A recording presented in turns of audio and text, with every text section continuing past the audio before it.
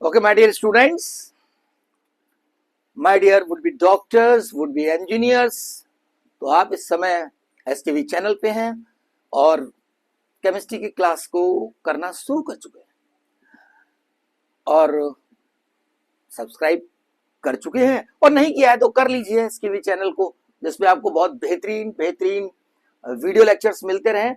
और सिर्फ केमिस्ट्री के नहीं, आपको बायो के मिलेंगे, आपको मैथ्स के मिलेंगे, आपको फिजिक्स के मिलेंगे और आप आगे बढ़ते जाएंगे। ठीक है, तो आगे बढ़ने की राह में अगला पड़ाव केमिस्ट्री का हम आज न्यूमेरिकल्स करेंगे। Molar mass of atom and molar mass of molecule पर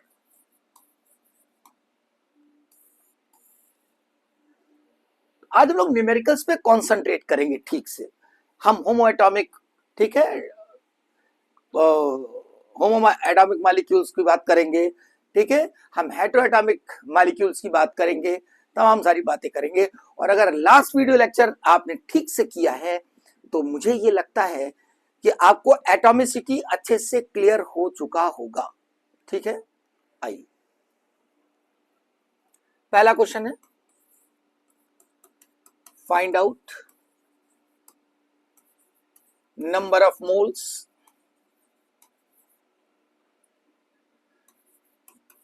of atoms,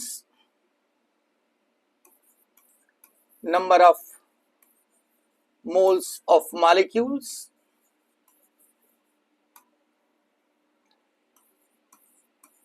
number of atoms,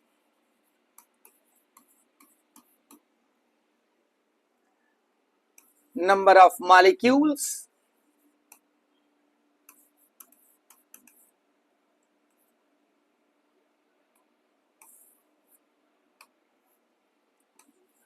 total number of protons,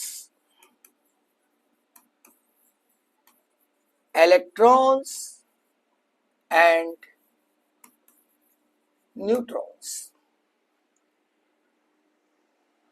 देखिए बेटा, हम जितना भी पढ़ चुके हैं उन फॉर्मूलों को हम प्रॉपरली यूज करेंगे।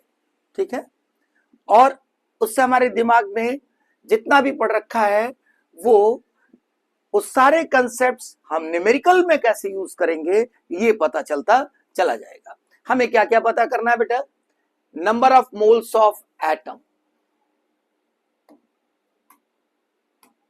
number of moles of atom, number of moles of molecules, number of atoms, number of molecules, total number of protons,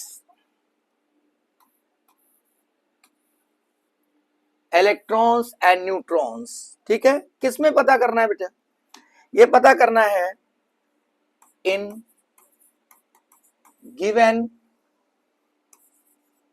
mass of substance. पहला क्वेश्चन, कुछ मैं क्वेश्चन इस तरीके से लिख देता हूं, 9.6 ग्राम ऑफ ऑक्सीजन। तो देखिए 9.6 ग्राम ऑफ ऑक्सीजन। अब इसमें आपको क्या क्या निकालना है? number of moles of molecules, number of moles of atoms, number of atoms, number of molecules। सबसे पहले हम लोग इसकी बात कर लेते हैं। अब अगर फॉर्मूला देखा जाए तो number of moles, mass in grams upon molar mass. देखिए मैंने फार्मूले को कुछ इस तरह लिखा है, जैसे ही हमने लिखा मोलर मास तो यहां पर यूनिट क्या हो गई? ग्राम पर मोल। ग्राम ग्राम कट जाएगा, मोल्स में आ गया नंबर ऑफ मोल्स। लेकिन अभी तक हमें यह नहीं पता है कि किस चीज के नंबर ऑफ मोल्स। यानी बेटा अगर number of moles of molecule होगा तो यहां पर क्या लिखेंगे? बोलिए जल्दी से। हाँ बिल्कुल सही, मोलर मास ऑफ मॉलिक्यूल। तो सबसे पहले काम किया जाए, इस फॉर्मूले का यूज किया जाए। 9.6 हमारा मास है और हमें वो ग्राम में दे रखा है, ठीक है।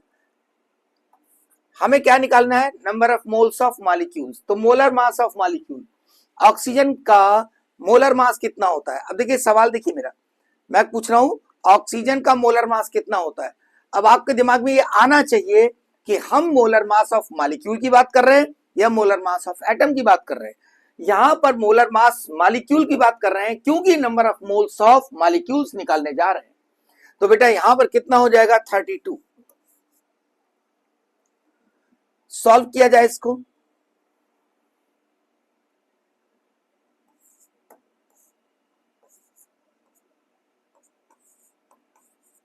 0.3 मोल्स, ये आ गया 0.3 मोल्स, ठीक है। अब अगर आपको ये बात समझ आ रही है कि क्या आया, ये 0.3 मोल्स, आंसर पूरा ठीक से नहीं लिखा है, क्या लिखा जाएगा, 0.3 मोल्स ऑफ मॉलिक्यूल्स।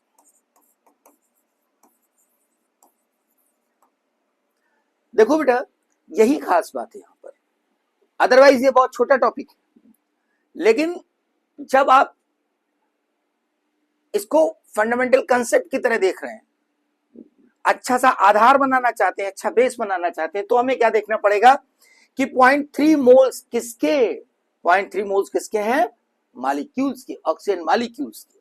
अच्छा ये आ गया 0.3 मोल्स ऑफ ऑक्सीजन मॉलिक्यूल। अब आपके दिमाग में यह है कि ये O2 की बात हम लोग कर रहे हैं, O2 की बात कर रहे हैं, ठीक है। तो ये आ गया number of moles of molecules. अब हमें निकालना है नंबर ऑफ मॉलिक्यूल्स। तो फार्मूला में ऐसा पता है, number of moles of molecule. बस एक बार फार्मूला को एक जगह लिख लीजिए, उसके बाद धनाधन यूज करिए, देव बनाबन देव बनाबन। फिर तो ओरल करना है, ये तो मैं इसको एक बार लिख देता हूं जिसमें आपके दिमाग में बैठ जाए। तो number of molecules N dash कर देते हैं और अपॉन एन, यानी इसका मतलब ये जो 0.3 मोल्स आया है, यहां पर लिख दिया number of moles of molecule, और हमें निकालना क्या है, नंबर ऑफ मॉलिक्यूल्स कितने हैं अपॉन एन। तो क्या आ गया बेटा, number of molecules 0.3 N oxygen molecules, ये आ गया, ये ऑक्सीजन मॉलिक्यूल्स आ गए। अब बेटा अब यहां पर ये चीज है, अब आपको ये चीज दिमाग में रख लेनी है कि मोल्स हटाओ मॉलिक्यूल्स लगाओ, मोल्स हटाओ एन लगाओ। देखो ध्यान से,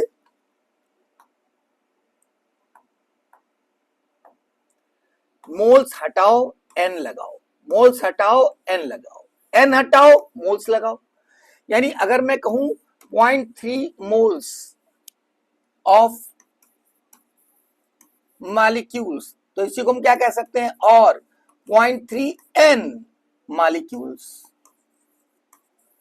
एक ही बात, दिमाग में बात बैठी, ठीक है। अब मैं इसी में आगे बढ़ता हूं। देखिए number of moles of atom निकालना है, तो कैसे निकालेंगे, मास कितना है 9.6 ग्राम। अब देखिए number of moles of atom निकालना है, तो जब number of moles of atom निकालना है, तो अब देखिए यहां पर जब हम लिखेंगे एटम, अगर यहां पर एटम लिख दें तो हम यहां क्या लिखेंगे, इसकी जगह क्या लिख देंगे, एटम लिख देंगे, यानी mass upon molar mass of atom. ये बात ध्यान रखनी पड़ेगी, ठीक है। चलिए तो अब यहां क्या लिखा जाएगा, 16 ग्राम पर मोल, कितना आ गया 0.6 मोल्स ऑफ एटम, ये आ गया। मोल हटाओ एन लगाओ, या 0.6 n ऑक्सीजन एटम्स, ये आ गया। ठीक है, इन आंसर पे दिमाग कंसंट्रेट करिए और आप जरा देखिए ध्यान से। मैं अगर ये कहूं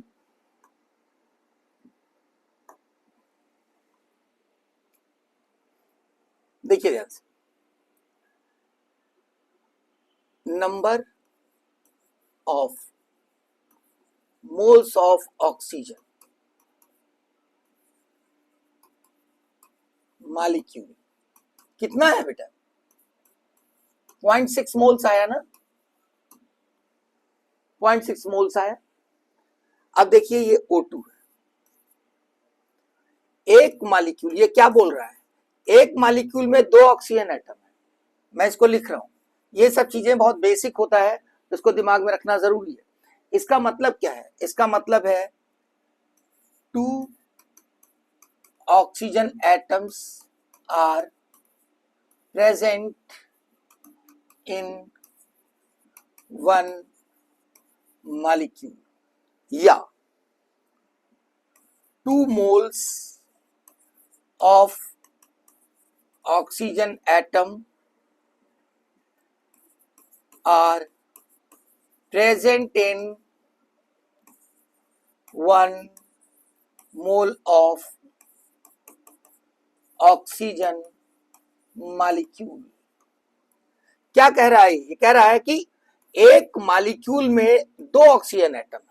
इसका मतलब है एक मॉलिक्यूल में 2 ऑक्सीजन एटम है, तो इसका मतलब एक मोल में 2 ऑक्सीजन एटम, तो इसका मतलब ये हुआ कि एक मॉलिक्यूल में 2 ऑक्सीजन एटम, तो एक मोल में 2 मोल ऑक्सीजन एटम। यानी अगर ये दोनों लाइन में अलग लगती, अगर एक ऑक्सीजन मॉलिक्यूल में 2 ऑक्सीजन एटम है, एक ऑक्सीजन मॉलिक्यूल में 2 ऑक्सीजन एटम है, तो 2 ऑक्सीजन मॉलिक्यूल में कितने हो जाएंगे? 4 ऑक्सीजन एटम। 10 ऑक्सीजन मॉलिक्यूल में 20 ऑक्सीजन एटम, डबल करते जाओ तो n ऑक्सीजन एटम में n ऑक्सीजन मॉलिक्यूल, देखिए ध्यान से, ऑक्सीजन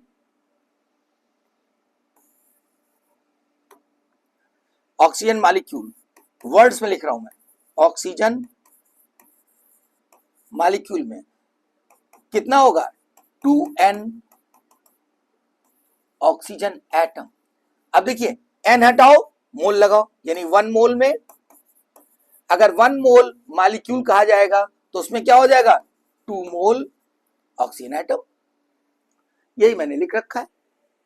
इसका लिए डायरेक्ट यहीं से हो सकता है, यानी आप ओरल निकाल सकते हो। ठीक है, अब मैं ओरली निकाल के दिखा रहा हूं आपको। देखिए तो O2 0.6 मोल मॉलिक्यूल, देखिए ध्यान से, मॉलिक्यूल, यानी अब इसका मतलब, एक सेकेंड, 0.3 था बेटा, ये 0.3 मोल ऑफ ऑक्सीजन मॉलिक्यूल, तो कितना हो जाएगा? 0.6 मोल ऑफ एटम, डबल हो गया इसका, 0.3n मॉलिक्यूल्स लिख सकते हो, सब में और लगाते जाने, 0.3n मॉलिक्यूल्स या 0.6n एटम, सब एक ही बात है। क्लियर हो रहा होगा? देखिए इसको ध्यान से। अब निकालना है नंबर ऑफ प्रोटॉन्स। अब एक ऑक्सीजन एटम, एक ऑक्सीजन एटम में कितने प्रोटॉन है? 8। तो क्या कहेंगे? नंबर ऑफ प्रोटॉन्स बराबर atomic number into number of atoms. यानी अगर हमें पता चल जाए कितने एटम्स हैं तो हमारा काम हो जाएगा। एक एटम में हमें नंबर ऑफ प्रोटॉन्स पता है, तो हम क्या लिखेंगे? यहां पर लिखा 8 और नंबर ऑफ एटम्स कितने हैं बेटा? 0.6n। 4.8n प्रोटॉन्स अब इतने ही इलेक्ट्रॉन्स हो जाएंगे और इतने ही न्यूट्रॉन्स, क्योंकि यहां पर न्यूट्रॉन्स का नंबर बराबर है किसके, प्रोटॉन और इलेक्ट्रॉन्स के, इस केस में। ठीक है, तो ये यहां पर खास बात थी कि अगर हमें ऐसा क्वेश्चन दे रखा है जिसमें कि होमो एटॉमिक है, वो डाई एटॉमिक है, ट्राई एटॉमिक है, या टेट्रा एटॉमिक है, तो हमें फिर ध्यान देना पड़ेगा कि मोल्स ऑफ एटम पूछा गया है या मोल्स ऑफ मॉलिक्यूल पूछा गया है। जैसे अगला एक एग्जांपल और ले लेते हैं।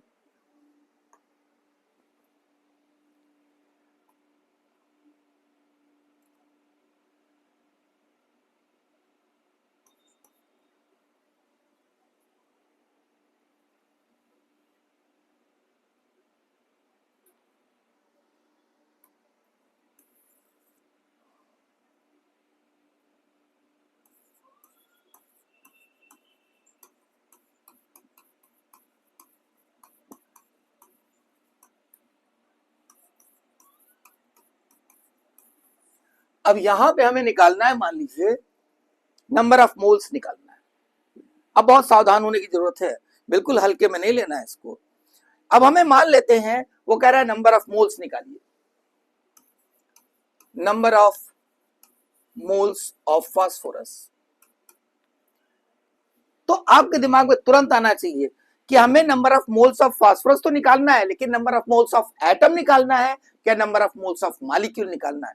ये प्रॉब्लम वहां होती है जहां पर होमो एटॉमिक मॉलिक्यूल्स जो होते हैं, डायटोमिक है, ट्राइएटॉमिक है, टेट्राएटॉमिक है, वहां पे प्रॉब्लम होती है। इसलिए इसको बहुत ध्यान से सुनना है। तो यहां पर बेटा जैसे हम ये कहेंगे number of moles of phosphorus molecule, अब बात साफ हुई, क्योंकि अब हम लिखेंगे 620। ध्यान रहे कि नंबर ऑफ मोल्स लिखते समय मास मस्ट बी इन ग्राम्स, यानी मास हमें ग्राम में लिखना है। यहां पे मास किस में दे रखा, एएमयू में, तो हमें क्या लिखना पड़ेगा, बाई एन, क्योंकि 1 एएमयू बराबर होता है 1 बाई एन ग्राम्स। तो हमने एन क्या है, एवोगैड्रो नंबर। ठीक है, अच्छा अब यहां पर मॉलिक्यूलर मास की बात आ रही है कि फास्फोरस का मोलर मास क्या होगा। तो मोलर मास ऑफ फास्फोरस कितना होगा बेटा, P4 होता है। तो इसका मतलब 31 इंटू 4, इसका मतलब 124 ग्राम। ध्यान रहे मोलर मास लिखा है तो ग्राम पर मोल, ग्राम पर मोल। अब यहां पर मैंने लिखा 124 ग्राम पर मोल। ठीक है, अब देखिए थोड़ा काट पीट की जाए। देखिए यहां पर अगर 31 से इसको काटा जाए तो ये 4 टाइम्स गया और ये हो जाएगा 25, यानी इसका मतलब 5 by N moles of P4 molecule. Most important, बहुत इंपॉर्टेंट है, छोटा सा सवाल है लेकिन गलत भी हो सकता है, इसलिए प्रॉपर नॉलेज होनी चाहिए, प्रॉपर लॉजिक पता होना चाहिए। ठीक है, अब ये हमने निकाला number of moles of molecule, कितना आ गया 5 बाई एन। ठीक है, अब हमें निकालना है number of molecules, number of molecules निकालना है। नंबर ऑफ मॉलिक्यूल्स निकालने के लिए क्या करेंगे, एन हटाओ मोल लगाओ, मोल हटाओ एन लगाओ। बात समझ गए, यहां पर क्या है, मोल लिखा हुआ है तो हम क्या कर देंगे, मोल हटाने के लिए एन लगा देंगे। तो 5 बाई एन, फार्मूले से भी कर सकते हैं, तो 5 मॉलिक्यूल्स कितना आया बेटा, 5 मॉलिक्यूल्स। जरा क्रॉस चेक करके देखो, ओरल करके देखो क्या सही है। कैसे चेक करोगे बेटा, कि अगर देखा जाए फास्फोरस का एक मॉलिक्यूल, वन मॉलिक्यूल का मास कितना होगा। देखिए 31 एएमयू, एक फास्फोरस एटम का मास कितना होगा, 31 एएमयू। ये मैं कई बार बता चुका हूं, जो यहां लिखा है उसमें एएमयू लगा दो तो that will be the mass of one molecule, one atom, relative atomic mass one atom. यानी इसका मतलब हम लिख सकते हैं 31 AMU पर एटम। एक एटम का मास 31 AMU, तो 4 एटम का कितना होगा?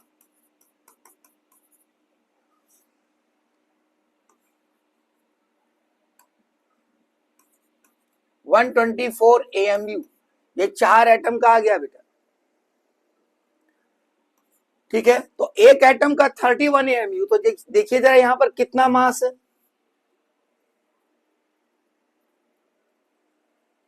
620 है। तो एक, अब देखिए यहां पर ये 124 है, 124 को एक मालिक्यूल का मास 124, तो 5 मालिक्यूल का कितना हो जाएगा? मल्टीप्लाई करो, 5 से मल्टीप्लाई करो,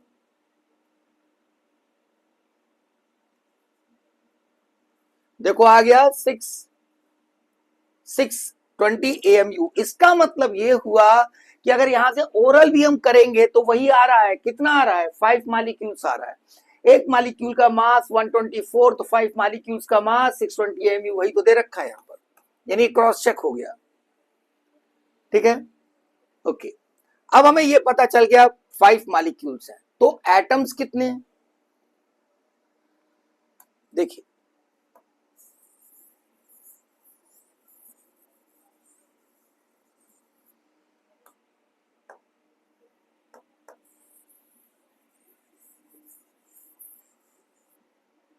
अब देखो बेटा, यहां पर 5/n moles of phosphorus molecule है, 5/4 मोल्स, तो ये क्या हो जाएगा? n से मल्टीप्लाई कर दिया हमने, चलो मोल्स से पहले कर लेते हैं, इसी को कर लेते हैं,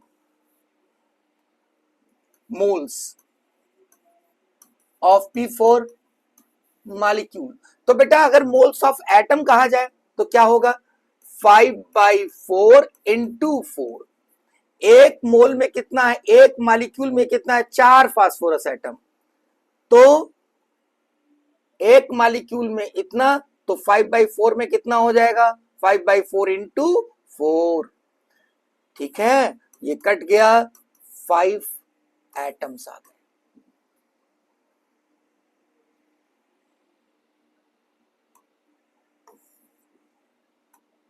five moles of atom,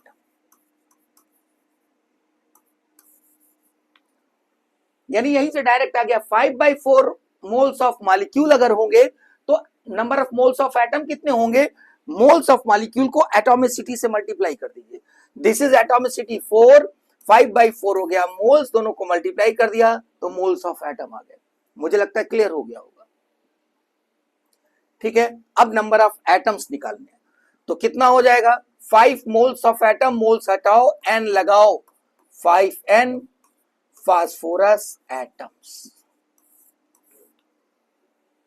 5n phosphorus atoms.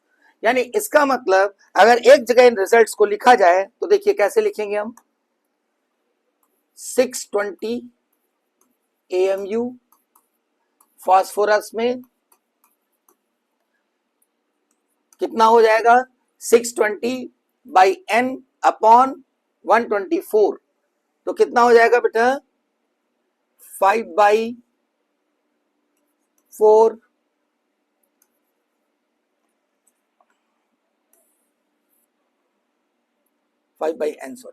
5/n moles of P4 molecule। इतना पहले सोचिए जरा सा, क्या समझ में आ रही बात? ठीक है, अच्छा, या 5/n, एक ये P4 होता है, एक मोल में 1P4, इसका मतलब अगर हम एक मोल की बात कर रहे हैं तो उसमें 4 मोल फास्फोरस एटम होगा, इसका मतलब 4 से मल्टीप्लाई करेंगे हम तो मोल्स ऑफ फास्फोरस एटम, ये मोल्स ऑफ P4 मॉलिक्यूल्स आ गया है, तो ये हो जाएगा 20/n मोल्स ऑफ P4 मालिक atom, sorry atom, phosphorus atom.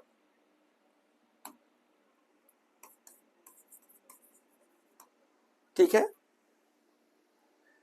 तो अगर मुझे मोल्स पता है, हमने एटॉमिसिटी से मल्टीप्लाई कर दिया तो हमें मोल्स ऑफ एटम्स मिल गए।